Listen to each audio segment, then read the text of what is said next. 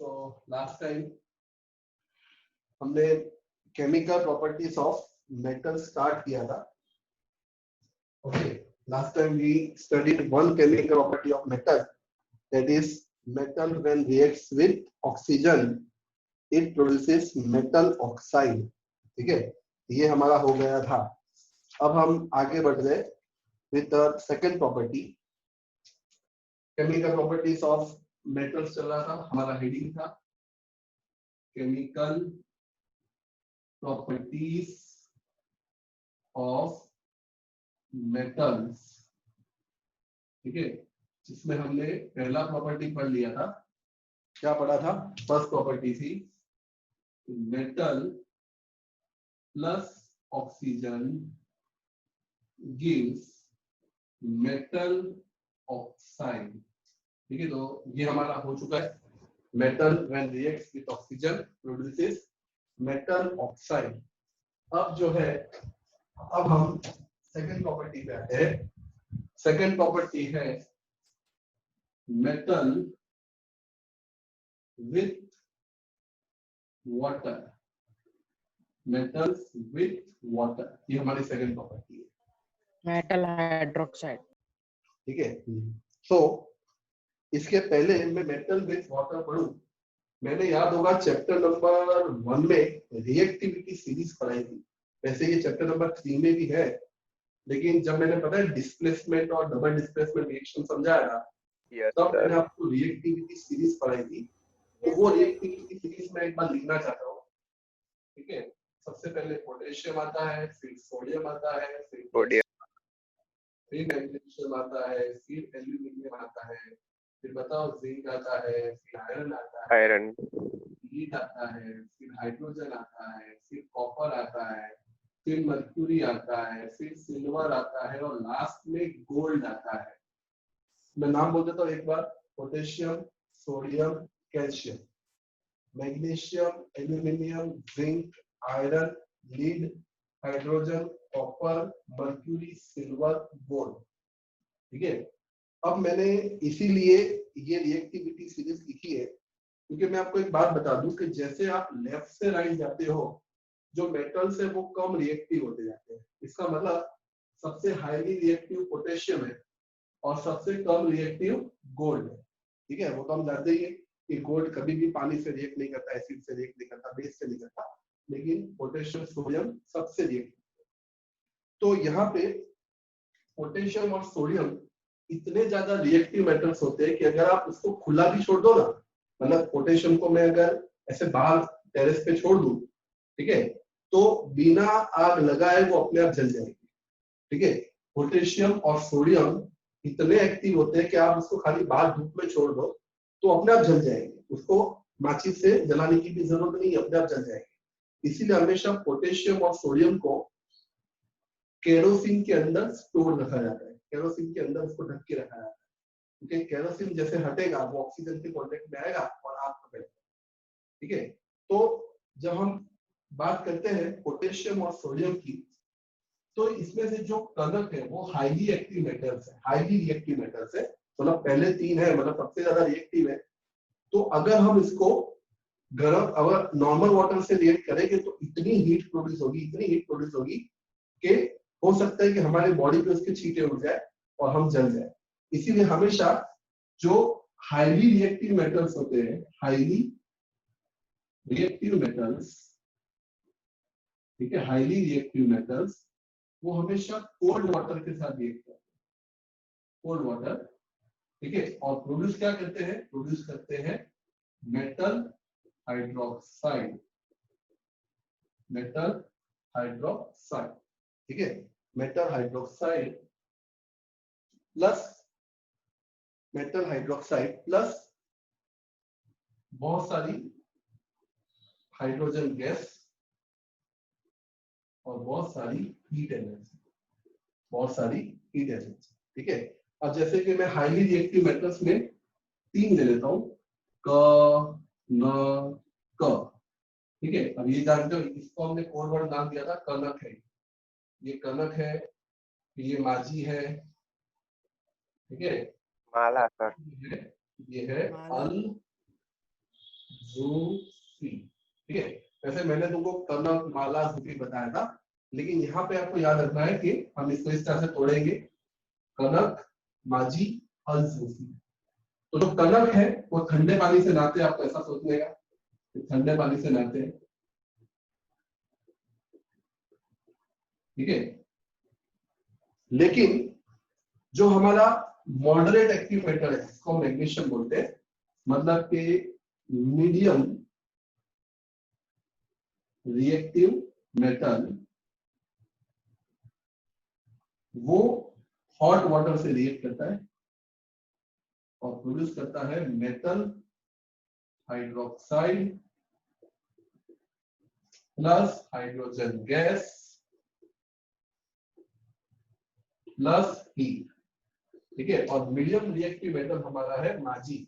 मान लो माजी की तबीयत खराब है, इसीलिए माजी गर्म पानी से नहाती है। ठीक है, कनक ठंडे पानी से नहाता है, कनक लड़के का नाम है, तुम्हारी तरह जवान लड़का है, ठंडे पानी से नहा लेता है। माजी की तबीयत खराब है तो वो गर्म पानी से नहाती है। ठीक है, लेकिन बनाएंगे सब क्या बनाएंगे, मेटल हाइड्रोक्साइड ही बनाएंगे। कैसे बनाएंगे वो आते हैं, पहले हम इसको पूरा एक पिक्चर बना लेते हैं।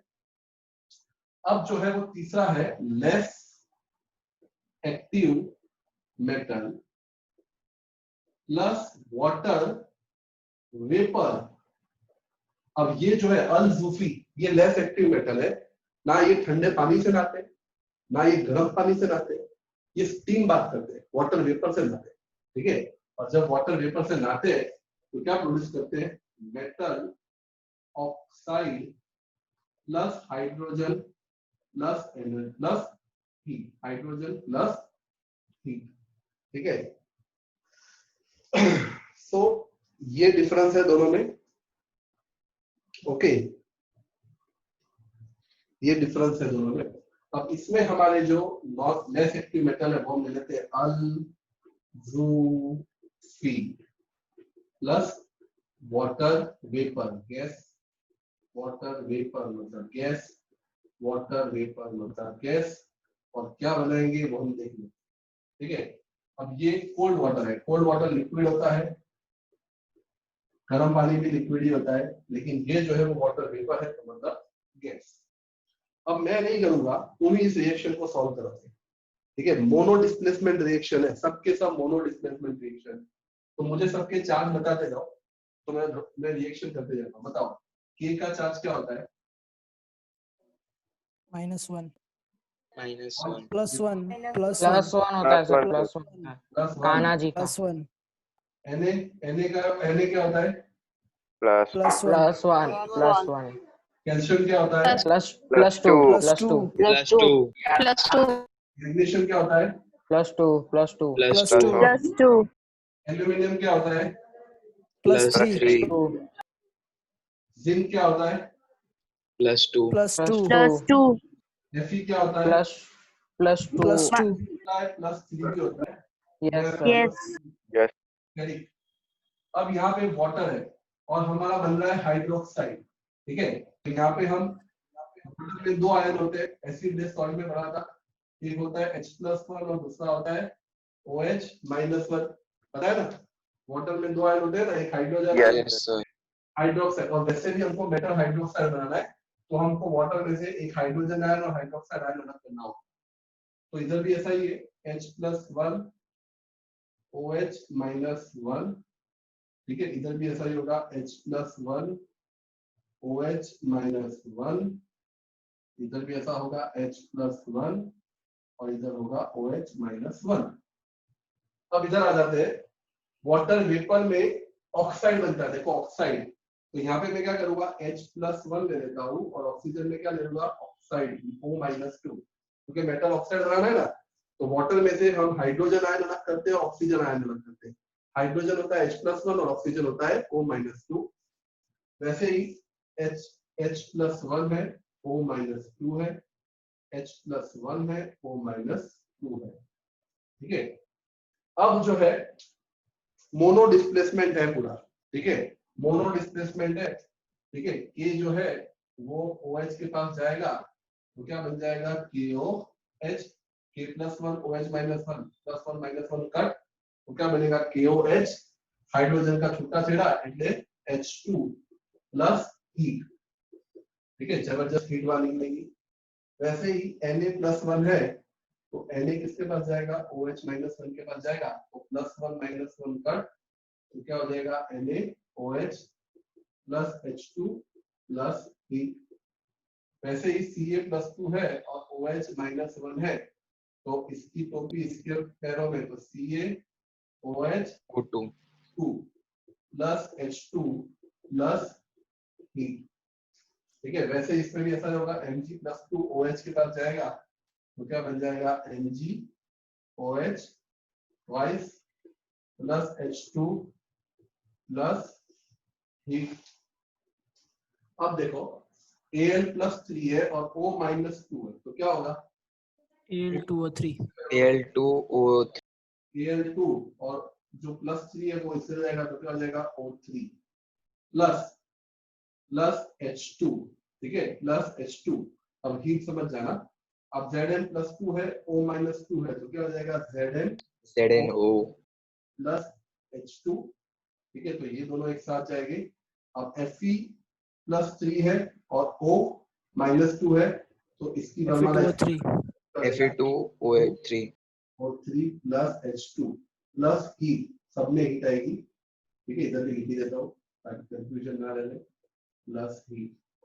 ठीक है, तो इस तरह से मेटल जो है वो वाटर से इस तरह से रिएक्ट करते हैं। जो सबसे हाईली रिएक्टिव मेटल है कनक, वो इतना रिएक्टिव होता है कि आप उसको खाली ऑक्सीजन के खुले में छोड़ दो तो भी वो आग पकड़ लेगा। इसीलिए हमको उसकी हीट को कंट्रोल करने के लिए कनक को कोल्ड वाटर से रिएक्ट करना होता है ताकि हीट बाहर ना निकले, वरना पूरा फटेगा वो। ठीक है, तो इसीलिए हम कोल्ड वाटर से रिएक्ट करते हैं तो बनता क्या है मेटल हाइड्रोक्साइड। जब भी आप वाटर के साथ रिएक्ट करोगे, मतलब कि कोल्ड वाटर या हॉट वाटर से रिएक्ट करोगे तो हमेशा मेटल हाइड्रोक्साइड ही बनेगा। लेकिन जब आप वाटर वेपर के साथ रिएक्ट करते हो तो मेटल ऑक्साइड बनेगा। इसीलिए यहाँ पे aluminium oxide, zinc oxide and iron oxide बना, जबकि यहाँ पे क्या बना, सब हाइड्रोक्साइड बना, potassium hydroxide, sodium hydroxide, calcium hydroxide and magnesium hydroxide बना। अब इसमें एक ही चीज बाकी रहती है और वो है बैलेंसिंग। तो let us do now balancing. ठीक है, बैलेंसिंग में सबसे पहले K1 है, इधर भी 1 है, O1 है, इधर भी 1 है, इधर हाइड्रोजन 3 है, इधर 2 है, तो मुझे कम से कम यहाँ पे 2 से मल्टीप्लाई तो करना ही पड़ेगा। ठीक है, तो ऑक्सीजन डबल हो जाता है तो इधर भी 2 करना पड़ेगा। पोटेशियम 2 हो जाता है तो potassium 2, K2 K2 O2 O2, hydrogen 2 2 4 तो 2 + 2 4। ठीक है, K और सोडियम का रिएक्शन एक जैसा ही है, इसीलिए इसमें भी ऐसा ही रहेगा 2 2 2। अब ये वाला इक्वेशन में हाइड्रोजन 2 और 2 4 है, इधर 2 ही है तो 2 2 4, ऑक्सीजन 2 ऑक्सीजन 2, कैल्शियम 1 कैल्शियम 1। यहाँ पे भी देखो हाइड्रोजन 2 2 4 है तो 2 2 4, ये भी इक्वेशन बैलेंस हो गया। अब यहाँ पे आते हैं, ऑक्सीजन 3 है तो यहाँ पे 3 कर देते हैं, तो हाइड्रोजन हो गया 3 2 6, तो लो 3 2 6, एल्यूमिनियम 2 एल्यूमिनियम 2, इसके जैसा रिएक्शन ये है तो 2 एल्यूमिनियम की जाए 2Fe 3H2O और 3H2, और ये वाला इक्वेशन तो पहले से बैलेंस है। ठीक है, तो this is about when metal reacts with water. बोलो, किसी को कोई डाउट है इसके अंदर? सर वो H2O वाला समझ नहीं आया। कौन सा H2O वाला? सर वो जो आपने H+1 OH-1 किया ना, वो पहले चैप्टर नंबर 1 में था तो यस आधा ही था मींस। ये चार्जेस जो होते हैं वो 9th में भी हमने पढ़ा था, आयनिक बॉन्ड कैसे बनता है। K+1 और OH-1 +1 -1 कट हो जाएगा तो क्या बचेगा, KOH बचेगा। अपने 9th में करते थे ना ऐसा ही सर वो नहीं, हाँ सर H2O का जो आपने अलग किया ना, H+1 OH-1, वो मैं वही बता रहा हूँ कि मैंने पहले बताया कि जब हम कोल्ड वाटर और हॉट वाटर के साथ रिएक्ट करते हैं तो हाइड्रोक्साइड बनता है, और हाइड्रोक्साइड बनता है इसका मतलब वाटर के अंदर से दो आयन अलग होते हैं, हाइड्रोजन आयन और हाइड्रोक्साइड आयन, ठीक है। लेकिन जब हम वाटर वेपर के साथ रिएक्ट करते हैं तो मेटल ऑक्साइड बनता है, इसीलिए वाटर में दो आयन बनते हैं, एक हाइड्रोजन आयन और एक ऑक्साइड आयन। जब आपको मेटल ऑक्साइड बनाना हो तो आपको इसमें से ऑक्साइड आयन निकालना पड़ेगा। जब आपको मेटल हाइड्रोक्साइड बनाना हो तो water will give you hydroxide ion, ठीक है। तो ये लेफ्ट साइड में सब मेटल हाइड्रोक्साइड है, इसीलिए सब में OH- OH- वाला आयन है, और राइट साइड में सारे ऑक्साइड बने हुए हैं, इसीलिए ऑक्सीजन -2 शो कर रहा है, ठीक है। सामने वाली पार्टी कौन सी है वो डिसाइड करेगा, ठीक है। यहाँ पे हाईली रिएक्टिव मेटल है तो वाटर अपने से हाइड्रोक्साइड आयन ही लिबरेट करेगा। यहाँ पे सामने वाली पार्टी लेस रिएक्टिव है, इसीलिए वाटर जो है वो ऑक्साइड आयन रिलीज करेगा, ठीक है। वाटर जो है वो एडजस्ट करता है ऑन द उसके सामने कौन सा मेटल है उसके ऊपर डिपेंडेंट है। हाईली रिएक्टिव मेटल होगा तो water will liberate hydroxide ion, less active metal होगा तो water will liberate oxide ion, और लीस्ट रिएक्टिव होगा तो metal water will not liberate any ion, ठीक है। तो इट डिपेंड कि सामने कौन सा मेटल है। अभी तो हमने अलग अलग रिएक्शन पढ़े, पहले हाईली रिएक्टिव मेटल पढ़े, फिर मीडियम रिएक्टिव मेटल पढ़े, और फिर लेस रिएक्टिव मेटल पढ़े, okay.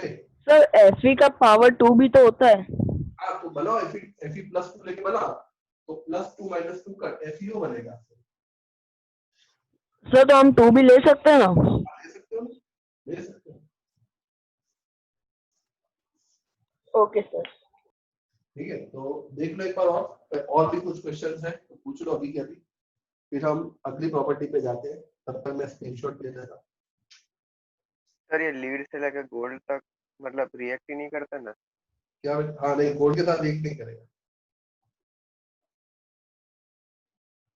Gold, mercury, silver not, sir lead के साथ नहीं करेगा?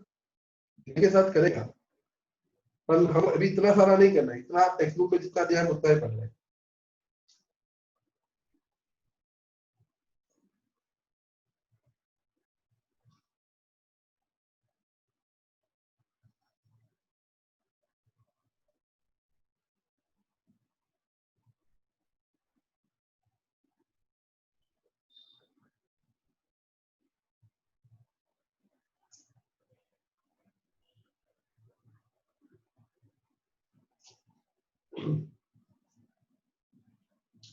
सो आगे बढ़ते हैं अब। अच्छा, वापिस से आज जिसको 7 बजे आना हो तो मैं लिंक शेयर कर दूंगा। 7 बजे वापिस से चैप्टर 10 का ही लेक्चर चलेगा, तो जिसको आना है वो मुझे पर्सनली व्हाट्सएप करना, 7 बजे एग्जैक्टली मैं लिंक भेज दूंगा। सर आज आज रोज मंडे, ट्यूसडे, वेडनेसडे 3 दिन।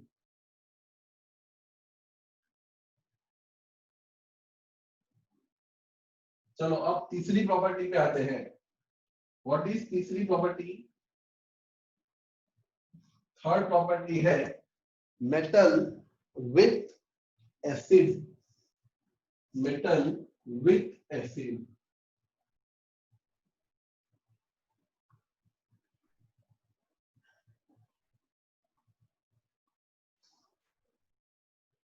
हमेशा याद रखना कि जब मेटल एसिड के साथ रिएक्ट करता है, third property metal with acid, whenever metal react with acid it produces salt and dihydrogen gas, ठीक है।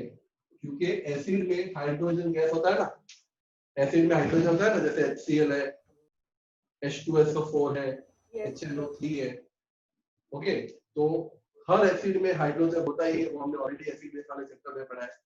तो मेटल हमने अभी एक्टिविटी सीरीज में भी देखा कि पोटेशियम, कनक, माला, जूफी, पहकू, हाइड्रोजन के पहले कितने सारे मेटल्स आते हैं, तो सब हाइड्रोजन से हाईली रिएक्टिव मेटल है, इसीलिए सब हाइड्रोजन को डिस्प्लेस कर सकते हैं। पोटेशियम कर सकता है, सोडियम, मतलब के पहकू लीड तक हर मेटल हाइड्रोजन को डिस्प्लेस कर सकता है। Sodium, potassium, magnesium, aluminium, zinc, iron, lead, ये सब मेटल्स उसको रिप्लेस कर सकते हैं। इसीलिए जब भी कोई मेटल के साथ एसिड रिएक्ट होता है तो हाइड्रोजन का छूटा छेड़ा हो जाता है, हाइड्रोजन डिस्प्लेस हो जाता है। ठीक है, तो यहाँ पे हम जो टेक्स्ट बुक में दिया है वो हाइड्रोक्लोरिक एसिड के साथ रिएक्ट करते हैं। ठीक है, हाइड्रोक्लोरिक एसिड के साथ रिएक्ट करते हैं विद मेटल्स लाइक मैग्नीशियम बोला है लेने को, एल्यूमिनियम लेने को बोला है, जिंक लेने को बोला है और आयरन लेने को बोला है। ठीक है, और एसिड बोलिए कि हाइड्रोक्लोरिक एसिड ले सकते हो और सल्फ्यूरिक एसिड भी ले सकते हो। तो दो को हाइड्रोक्लोरिक एसिड के साथ लेते हैं और दो को सल्फ्यूरिक एसिड के साथ लेते हैं। नाइट्रिक एसिड के साथ नहीं ले सकते क्योंकि नाइट्रिक एसिड जो है वो स्ट्रॉन्ग ऑक्सीडाइजिंग एजेंट है। मतलब क्या होगा, पहले इस रिएक्शन को समझ लेते हैं, फिर क्यों नाइट्रिक एसिड नहीं लिया वो समझते हैं। ठीक है, तो पहले इस रिएक्शन को सॉल्व करो, हर बच्चा कर लेगा इसको, क्योंकि सब मोनो डिस्प्लेसमेंट के रिएक्शन है। ऐसे हमने मोर देन 50 रिएक्शन कर डाले। ठीक है, चलो बोलते जाओ, मुझे आयंस बोलते जाओ। मैग्नीशियम का चार्ज क्या होता है माजी? +2 +2 एल्यूमिनियम का क्या होता है? +3 +3 जिंक का क्या होता है? +2 +2 Fe का तुम लोग अभी अपने +3 +3 +2 ले लेते हैं ना, चलेगा। ठीक है, अब बताओ हाइड्रोजन का क्या होता है? -1 +1। +1 क्लोरीन का क्या होता है? -1 -1। तो हाइड्रोजन +1, क्लोरीन -1, हाइड्रोजन +1। अब बताओ सल्फेट का क्या होता है? SO4 पूरा आयन है सल्फेट। -2 -2 हाइड्रोजन +1 और सल्फेट -2। ठीक है, अब चलो रात जलना चालू करो। ठीक है, दैट इज छूटा छेड़ा reaction. MgCl twice. MgCl2 Mg जाएगा Cl के पास, एल्यूमिनियम जाएगा Cl के पास, Zn जाएगा SO4 के पास और Fe जाएगा SO4 के पास। ठीक है, तो क्या हो जाएगा?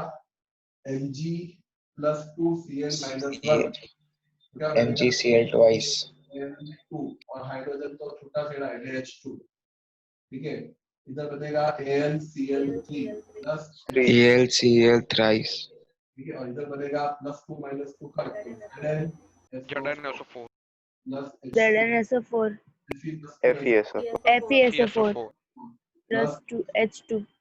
अब देखो, अगर मैं इसी मेटल को लाइक मैग्नीशियम को नाइट्रिक एसिड के साथ दूंगा ना HNO3, तो नाइट्रिक एसिड जो होता है वो स्ट्रॉन्ग ऑक्सीडाइजिंग एजेंट होता है। मतलब कि क्या होगा, मतलब कि हर बार क्या होता है Mg+2 NO3 -1। ठीक है, नॉर्मली क्या होना चाहिए? MgNO3 होना चाहिए। ठीक है, लेकिन होगा क्या कि ये जो ऑक्सीजन है वो इसके साथ रिएक्ट करके H2O बना देगा। ठीक है, मतलब और MgNO3 की जगह पे MgNO2 बन जाएगा। ठीक है, या MgN2O बन जाएगा, क्योंकि नाइट्रिक एसिड जो है, nitric acid is oxidising agent. Oxidising agent का मतलब क्या होता है कि जो सामने वाले को ऑक्सीडाइज करता है। मतलब होगा क्या कि हमारा जो हाइड्रोजन सेपरेट होगा ना वो वाटर बन जाएगा। ठीक है, इसीलिए नाइट्रिक एसिड के साथ कभी भी रिएक्शन मत करना। कोई भी मेटल का नाइट्रिक एसिड के साथ रिएक्शन नहीं हो पाएगा क्योंकि वो स्ट्रॉन्ग ऑक्सीडाइजिंग एजेंट है, सामने वाले को ऑक्सीडाइज कर देता है। मतलब जितना स्मूथली आप ये सल्फ्यूरिक एसिड और हाइड्रोक्लोरिक एसिड के साथ रिएक्ट करते हो ना, वैसा रिएक्शन नाइट्रिक एसिड के साथ नहीं हो पाएगा। इसीलिए हम लोग मेटल का रिएक्शन विद एसिड ही करेंगे। हाइड्रोक्लोरिक एसिड कर सकते हो, सल्फ्यूरिक एसिड भी कर सकते हो, लेकिन नाइट्रिक एसिड कभी मत करना। ठीक है, क्योंकि it is a okay sir. Strong agent. अब बैलेंस करने की बारी है, तो बैलेंस कर ही देते हैं। क्लोरीन 2 है तो 2 कर देते हैं, हाइड्रोजन 2 हाइड्रोजन। क्लोरीन 3 है तो 3 कर देते हैं, हाइड्रोजन 2 इधर 3। अब 2 में क्या मिला हो तो 1.5 मिला। अब 1.5 को हटाने के लिए पूरे इक्वेशन को 2 से मल्टीप्लाई करेंगे तो 2 3 जा 6 2 1 जा 2 एंड 1.5 मल्टीप्लाई बाय 2 मतलब कि 3। ठीक है, ये वाला बैलेंस है, ये वाला भी बैलेंस है। ठीक है, तीसरा जो है, तीसरी प्रॉपर्टी है वो है मेटल विद अदर मेटल। ये भी metal with solution of other metals form. Fourth property, fourth property है सर अगर एसिटिक एसिड के साथ करे तो वीक एसिड नहीं लेंगे, वीक एसिड के साथ नहीं करेगा, स्ट्रॉन्ग एसिड की बात कर रहे हैं। वीक एसिड के साथ रिएक्शन नहीं होगा क्योंकि वीक एसिड में हाइड्रोजन आयन बहुत कम होते हैं, वो डिस्प्लेस ही नहीं कर पाएंगे, इसलिए वीक एसिड नहीं करने। वीक एसिड भी रिएक्ट नहीं होगी और नाइट्रिक एसिड भी रिएक्ट नहीं होगी, ठीक है, उनमें हाइड्रोजन आयन कम होते हैं और सामने अगर मेटल ज्यादा है और हाइड्रोजन आयन कम है तो रिएक्शन अधूरा ही रह जाएगा, इसीलिए दोनों पार्टी स्ट्रॉन्ग होनी चाहिए। मेटल तो पार्टी स्ट्रॉन्ग है ही, सामने वाली पार्टी की स्ट्रॉन्ग होनी चाहिए तभी रिएक्शन होगा, ठीक है। तो metal with other metal salt solution, metal with other metal salt solution, बताइए कौन सा रिएक्शन है? ये रिएक्शन है मोनो डिस्प्लेसमेंट रिएक्शन, मतलब कि जो चैप्टर 1 में पढ़ा था वही चीज दोबारा रिपीट होने जा रही है, मोनो डिस्प्लेसमेंट रिएक्शन, ठीक है।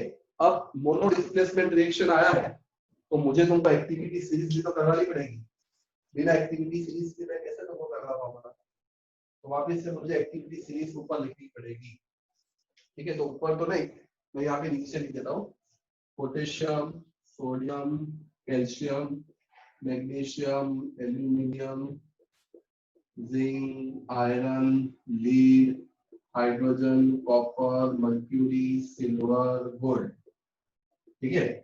अब देखो एक्टिविटी नंबर 3.12 पढ़ो, क्या बोला है? Take a clean wire of copper, copper के वायर को बोला है, एंड एन आयरन नेल, ठीक है। आयरन नेल मतलब खिल्ली बोली है, एक खिल्ली लेनी है और कॉपर लेना है। फिर क्या बोला? Put the copper wire in the solution of iron sulphate. लो शुरू करते हैं रिएक्शन को। Metal plus metal salt solution will give you other metal plus other metal salt solution। अब देखो ये क्या मैं बोल रहा हूं, अब जरा करते हैं। सेकंड पॉइंट पढ़ो, take a copper wire, put the copper wire in iron sulphate. Iron sulphate मतलब के सॉल्यूशन कौन सा है हमारा? आयरन सल्फेट, FeSO4 मतलब के एक्वियस होगा, ठीक है। ओके चलो एक्वियस नहीं भी होगा तो लिक्विड तो होगा, पानी नहीं है कि नहीं है मुझे नहीं पता है, मेटल सॉल्ट सॉल्यूशन है और हमको क्या बोला है? कॉपर डालने को। अब मुझे इस एक्टिविटी सीरीज के हिसाब से बताओ कि क्या ये रिएक्शन होगा कि नहीं होगा? नहीं होगा सर। कॉपर में इतनी ताकत है? नहीं होगा सर, कॉपर में इतनी ताकत है? नो सर नहीं है। नो सर नहीं है। कॉपर पीछे आता है, देखो कॉपर पीछे आता है, आयरन आगे आता है, तो कॉपर में कोई ऐसी ताकत नहीं है, इसलिए रिएक्शन विल नॉट, ठीक है, reaction will not. Record your observation after 20 minute. After 20 minute क्या होगा? अच्छा सेकंड पॉइंट अधूरा ही मैंने किया, put a copper wire solution of iron sulphate and the iron nail in the copper solution, ठीक है। तो ये एक्सपेरिमेंट ए है और एक्सपेरिमेंट बी लेते हैं। एक्सपेरिमेंट बी में वो क्या बोला है कि आयरन मेटल को कॉपर सल्फेट सॉल्यूशन में डालना है। अब बताओ ये रिएक्शन होगा कि नहीं होगा? होगा यस सर होगा। होगा। जो आयरन है, आयरन जो है वो कॉपर से ज्यादा रिएक्टिव है, आयरन में ज्यादा ताकत है कॉपर से, तो आयरन क्या करेगा? कॉपर को डिस्प्लेस कर देगा। और कॉपर और आयरन का चार्ज तो आप जानते ही हो, Fe+2 मान लेते हैं, Cub+2 और SO4 -2, तो क्या हो जाएगा? हो जाएगा FeSO4 प्लस Cu, ठीक है। तो क्या बना? सॉरी पहले मैं Cu लिख देता हूँ, Cu प्लस FeSO4, तो क्या बना? मेटल मतलब आयरन प्लस मेटल सॉल्यूशन मतलब कि copper sulphate gives other metal मतलब copper and other metal solution मतलब कि आयरन सल्फेट, ठीक है, आयरन सल्फेट। तो पहले ए वाले टेस्ट ट्यूब में कोई रिएक्शन नहीं हुआ तो कोई कलर चेंज नहीं होगा, लेकिन बी वाले में कलर चेंज हो जाएगा। तो इससे क्या पता चलता है? इससे पता ये चलता है कि always highly reactive metal displaces less reactive metal from its salt solution। ठीक है, हमेशा एक चीज याद रखनी है कि हाईली रिएक्टिव मेटल हमेशा लेस रिएक्टिव मेटल को डिस्प्लेस करेगा फ्रॉम इट्स सॉल्ट सॉल्यूशन। ठीक है, इसीलिए metal A plus salt solution B is equal to other metal B plus other salt solution A। ऐसा हम A और B ले लेते हैं। तो यहाँ पे A हमारा कॉपर है, B हमारा Fe है, तो यहाँ पे रिएक्शन नहीं होगा, लेकिन यहाँ पे हमारा रिएक्शन हो रहा है, इसके लिए आयरन बन जाता है, आयरन सल्फेट, मतलब कि मेटल A बन जाता है सॉल्यूशन ऑफ मेटल A और मेटल सॉल्यूशन B बन जाता है अदर मेटल B। ठीक है, तो नाम इस तरह से करेंगे। This is your final chemical property of metals with other solution. ठीक है, बोलो किसी को कोई डाउट है इसके अंदर? तो यहाँ पे हमारा केमिकल प्रॉपर्टीज का टॉपिक भी खत्म हो No, गया। sir. फिजिकल प्रॉपर्टी भी कर ली, केमिकल प्रॉपर्टी भी आज खत्म हो जाएगी। ठीक है सर FeSO4 पहले लिखे तो चले? ना, मतलब नहीं होगा। कॉपर में ताकत होनी चाहिए आयरन को उखाड़ने की। नहीं सर, सेकंड नंबर पे आपने पहले FeSO4 प्लस Cu लिखा था ना, तो वो लिखे तो चले? ना, पहले प्रोडक्ट सर बोल रहा है, प्रोडक्ट प्रोडक्ट में सर। हाँ वो चले प्रोडक्ट में चले। ठीक है, अब एक्टिविटी सीरीज पे आते हैं। कितना टाइम बचा है? 3 मिनट सर। 3 मिनट्स का। ठीक है, तो तब तक मैं स्क्रीनशॉट ले लेता हूँ, फिर एक्टिविटी सीरीज चालू करते हैं। वैसे एक्टिविटी सीरीज हमने ऑलरेडी चैप्टर 1 में पढ़ ली है। पढ़ लिए कि नहीं पढ़ी है? यस चलो, किसी को तो याद है? सर एक्टिविटीज एक बोर्ड में आप पूछ सकते हैं ये लोग। तो ऑब्जेक्टिव आता है इसमें, पहले एमसीक्यू के फॉर्म में भी पूछते हैं।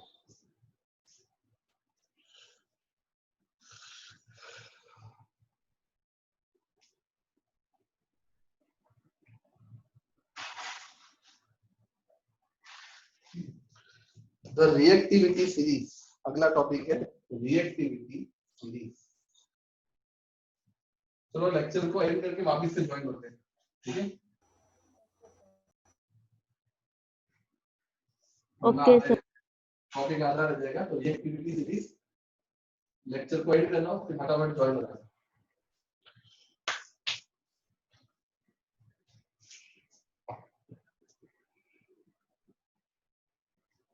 टॉप टू बॉटम जाते हैं। ठीक है, तो रिएक्टिविटी कम होते जाती है। सबसे ज्यादा रिएक्टिव कौन है? पोटेशियम। उससे कम कौन है? सोडियम। उससे कम कौन है? कैल्शियम।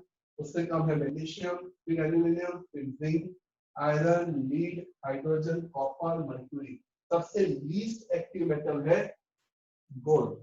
ठीक है, और मैंने चैप्टर नंबर 1 में फॉरवर्ड भी दिया था कि पहला 3 नाम याद रखना है, तो 4 दोस्तों के नाम याद रखो। पहला नाम है कनक, क मतलब पोटेशियम, न मतलब सोडियम, क मतलब कैल्शियम। फिर दूसरी जो दोस्त है उसका नाम है माला, मा मतलब मैग्नीशियम, आला मतलब एल्यूमिनियम। बताया था कि नहीं बताया था? फॉरवर्ड यस सर, बताया था। ठीक है, माला मैग्नीशियम मैंने बताया था सर। तीसरा जो दोस्त है वो है जूफी। ठीक है, जूफी, जू मतलब जिंक, फी मतलब आयरन। चौथा जो है वो नेपाल से आया है, उसका नाम है पहकू। प मतलब लीड, ह मतलब हाइड्रोजन, कु मतलब कॉपर। ठीक है, और चारों दोस्त घूमने जाते हैं हाजी अली। ठीक है, हाजी अली, हाजी अली। ठीक है, हाजी अली घूमने जाते हैं। ठीक है, तो क मतलब पोटेशियम, न मतलब सोडियम, क मतलब कैल्शियम, माला मैग्नीशियम, आला एल्यूमिनियम, जूफी मतलब जिंक एंड आयरन, प पू मतलब क के प मतलब लीड, ह मतलब हाइड्रोजन, पू मतलब कॉपर। हाजी अली, हा मतलब मर्क्यूरी, आजी मतलब सिल्वर और अली मतलब गोल्ड। ठीक है, तो ये है हमारी activity series. This is activity series. आया समझे सबको? अब एक्टिविटी सीरीज में मेन चीज क्या होती है कि always in a chemical reaction always highly reactive metal displaces less reactive metal। Highly reactive metal less reactive metal को डिस्प्लेस करेगा। मतलब कि कैल्शियम एल्यूमिनियम को डिस्प्लेस कर सकता है, लेकिन एल्यूमिनियम कैल्शियम को डिस्प्लेस नहीं कर सकता। इसको हमने ऑलरेडी पहले भी चैप्टर नंबर 1 में जब मोनो डिस्प्लेसमेंट रिएक्शन पढ़ाया था तब हमने इसको पढ़ लिया था।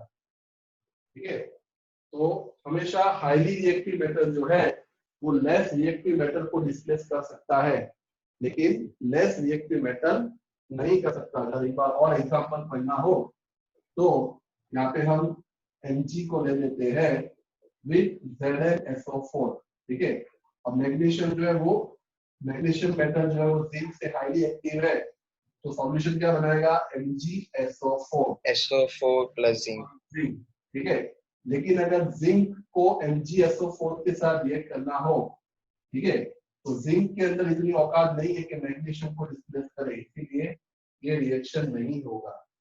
ठीक है, मतलब कि इस मैग्नीशियम को जिंक को उखाड़ना है तो मैग्नीशियम की ताकत या मैग्नीशियम जिंक से ज्यादा रिएक्टिव होना चाहिए। इसीलिए आपको देखना है कि मैग्नीशियम जिंक से रिएक्टिव है के लिए, हाँ भाई मैग्नीशियम जिंक के पहले आता है तो मैग्नीशियम की औकात है कि वो जिंक को उखाड़ सकता है, इसीलिए ये रिएक्शन होगा। लेकिन जिंक की औकात नहीं है कि मैग्नीशियम को उखाड़। ठीक है, मैंने इसका एग्जांपल भी दिया था कि एक बार जो है ये जो है ये रणबीर कपूर, ठीक है, नहीं ये नहीं, ये रणबीर कपूर नहीं है, ये है अरबाज खान। ठीक है, और ये है मलिका अरोड़ा और ये है अर्जुन कपूर। अब अर्जुन कपूर और अरबाज खान में अर्जुन कपूर जो है वो हाईली, वो ज्यादा स्मार्ट है, हैंडसम है, डैशिंग है, इसीलिए क्या हुआ कि मलाइका अरोड़ा के पास जाके अट्रैक्ट होता है और अरबाज खान छूटा हो जाता है। ठीक है, लेकिन मान लो मलाइका अरोड़ा है, साथ में अरबाज खान है और उसके सामने राजपाल यादव है। ठीक है, तो राजपाल यादव की औकात है कि अरबाज खान को डिस्प्लेस कर सके। ठीक है, पहले sir। क्या होता है, अगर डिस्प्लेस करने की सोचेगा तो गायब हो जाएगा। ठीक है, तो इसीलिए हमेशा केमिस्ट्री में ऐसा ही होता है कि हाईली रिएक्टिव मेटल जो है वो ही लेस रिएक्टिव मेटल को डिस्प्लेस करेगा। ठीक है, लेस रिएक्टिव मेटल कभी भी हाईली रिएक्टिव मेटल को डिस्प्लेस नहीं करेगा। आया समझ में सबको? Yes sir. तो यहाँ पे Yes sir। यहाँ पे हमारा मेटल का जो टॉपिक है वो खत्म होता है। अब अगला जो टॉपिक आएगा वो आएगा various types of bond, ionic bond and covalent bond. ठीक है, तो आज हम लेक्चर यहीं पे एंड करते हैं। कल से नया चैप्टर, कल से नया टॉपिक स्टार्ट होगा about bond, ionic bond and covalent bond. ठीक है, bye sir. Bye, take care, bye sir, have a nice day. Bye sir. Bye बेटा। सर्वे का क्या हुआ? सर सर्वे सर्वे में रिजल्ट में हाँ सर, सर्वे ऑफलाइन